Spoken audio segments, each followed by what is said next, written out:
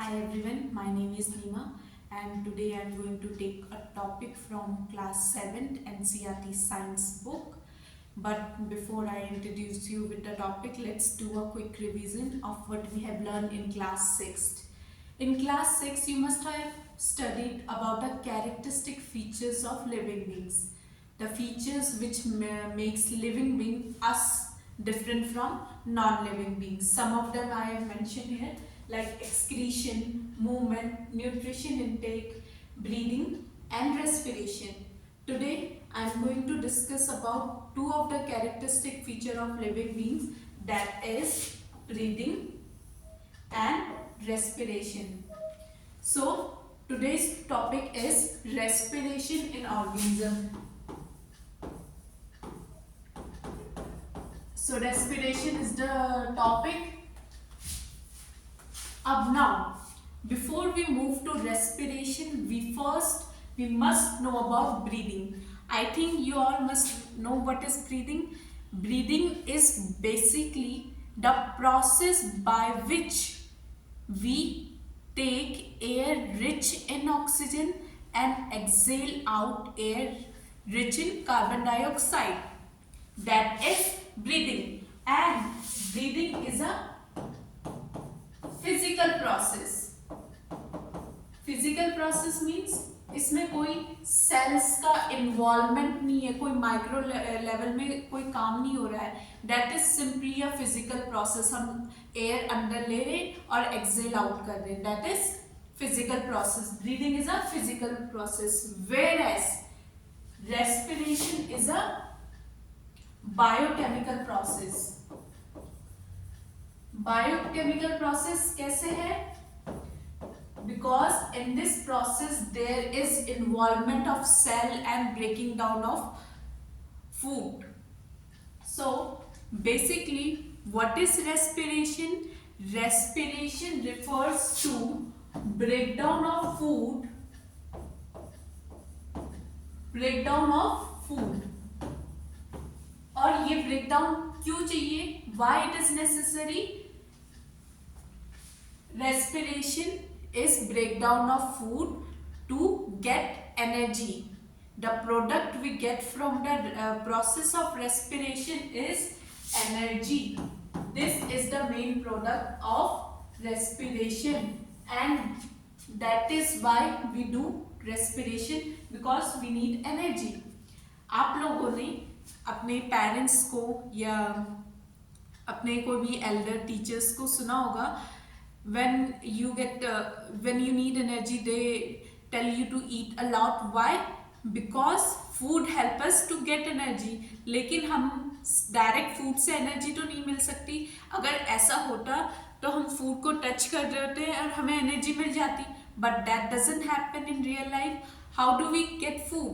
जब हम फूड को अंदर ले लेते हैं तब the food is a complex substance. It is converted into the simplest form. और वो simplest form क्या होती है? Food is जो हमने रोटी खाई, suppose चपाती, वो क्या है? complex substance है. पहले with the help of digestion, this complex substance is converted into the simple form. And what that simple form is called? Glucose. It is called glucose. Now this glucose is the simplest form, and now अब इस glucose से जो energy ली जाएगी इसके breakdown से, that is called respiration. इतना clear हो गया? Respiration is breaking down of food to get energy, and breathing is a physical process of taking in air rich in oxygen and releasing out air rich in carbon dioxide. And one more point, remember breathing is a part of respiration. क्योंकि अगर breathing नहीं होगी तो respiration भी नहीं होगा. कैसे? I'll tell you. First let me rub this. I hope you must have understood. अब बच्चों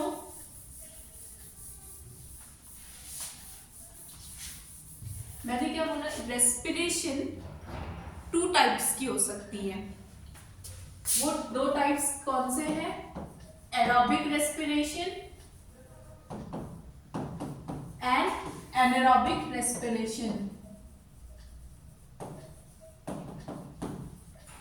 Basically, if respiration, that is breakdown of food, occurs in the presence of oxygen, then it is referred to as aerobic respiration. And if the respiration happens, that is breakdown of food happens in the absence of oxygen, then it is known as anaerobic respiration. Aerobic respiration is generally performed by us. We do the aerobic respiration, right? We are the example of aerobic respiration. अब anaerobic respiration कौन करता है? anaerobic का example है yeast. Yeast basically होता कौन है? Single cell organism. Single cell organism कौन से ऑर्गेनिज्म होते हैं? Single cell organism are those organism in which only one cell is present and that one cell is capable of performing all the important life function, right? क्योंकि that is anaerobic का example है yeast. अब now when the glucose is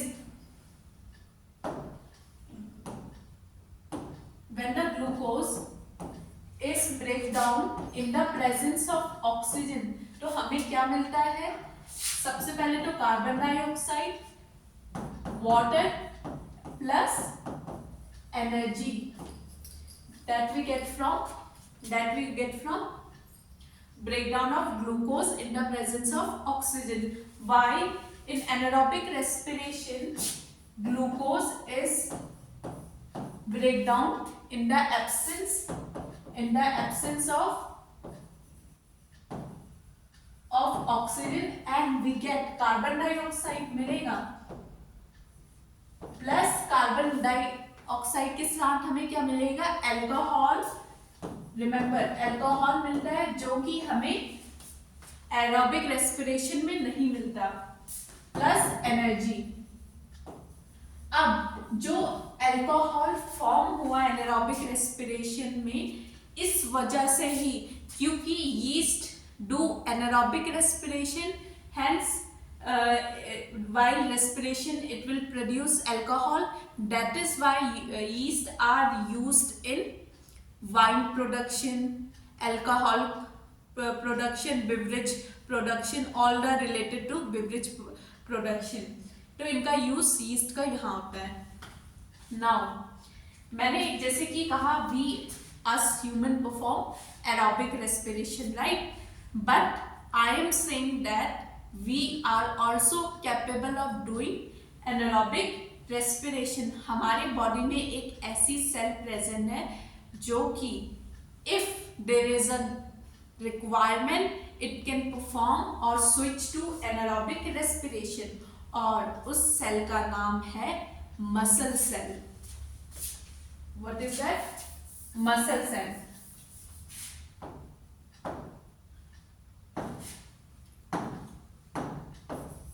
muscle cell, हमारी body में muscle cell can perform anaerobic respiration. अब सबसे पहले हम जान लेते हैं why muscle cell perform anaerobic respiration. देखो बच्चों, जनरली मसल सेल भी क्या शो करती है? एरोबिक रेस्पिरेशन ही शो करती है, लाइक एनी अदर सेल। लेकिन when there is shortage of oxygen in our body, then muscle cell switch to anaerobic respiration. अब शॉर्टेज कब होगी? सपोज सडनली मैं यहां से कहीं दूर रन करना हो, मुझे किसी ग्राउंड के चक्कर लगाने हो।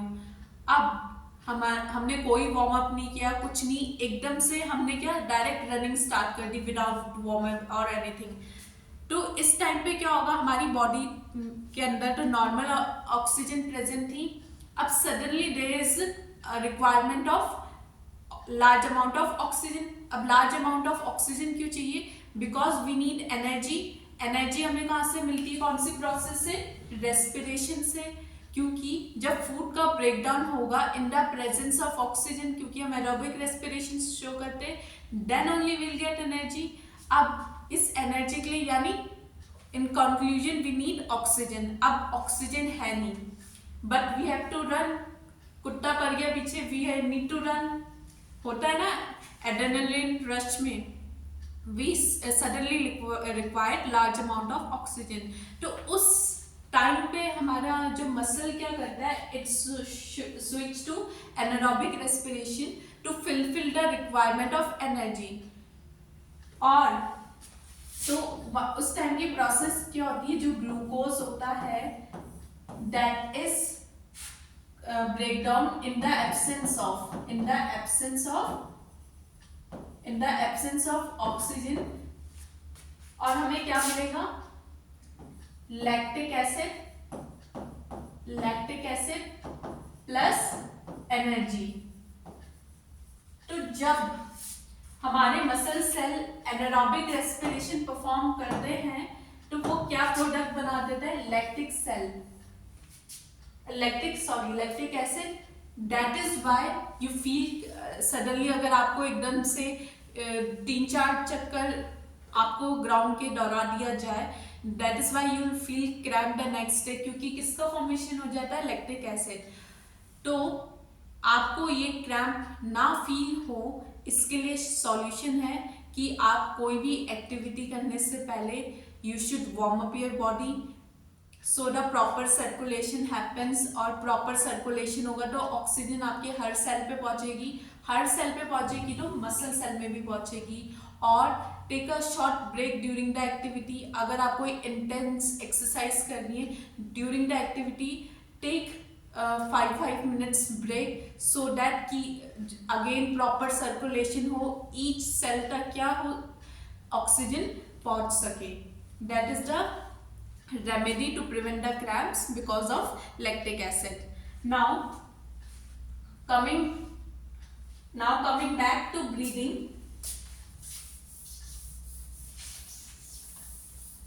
बच्चों आपको पता है ब्रीदिंग में कौन सा ऑर्गन यूज होता है? The organ that is responsible for exchange of gas, that is lungs. अब लंग्स कहाँ प्रेजेंट होते हैं? बेसिकली आपने डायफ्राग्राम जानते हो? Diaphragm divides our body into 2 cavity. I'll show you the picture. Just a minute. I don't know if you can see.